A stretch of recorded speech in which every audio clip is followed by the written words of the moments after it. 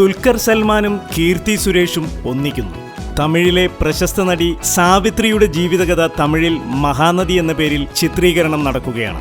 നാഗ് അശ്വിൻ സംവിധാനം ചെയ്യുന്ന ചിത്രത്തിലാണ് ദുൽഖറും കീർത്തിയും ഒരുമിച്ച് അഭിനയിക്കുന്നത്. ഈ ചിത്രത്തിൽ സാവിത്രിയുടെ വേഷം ചെയ്യുന്നത് കീർത്തി സുരേഷാണ്. ജമിനി ഗണേശന്റെ വേഷത്തിലാണ് ദുൽഖർ സൽമാൻ അഭിനയിക്കുന്നത്. ദുൽഖറും കീർത്തിയും ആദ്യമായാണ് ഒന്നിക്കുന്നത്. കീർത്തിക്ക് തമിഴിലും തെലുങ്കിലും മാർക്കറ്റ് ഉയർന്നു വരുന്ന അവസരത്തിലാണ് കീർത്തിയെ സാവിത്രിയായി കാസ്റ്റ് ചെയ്തിരിക്കുന്നത്. ദുൽഖർ ഇതിനു മുൻപ് മണിരത്നം സിനിമയിലൂടെ തമിഴിൽ തന്റെ സാന്നിധ്യം അറിയിച്ചിട്ടുള്ളതാണ്.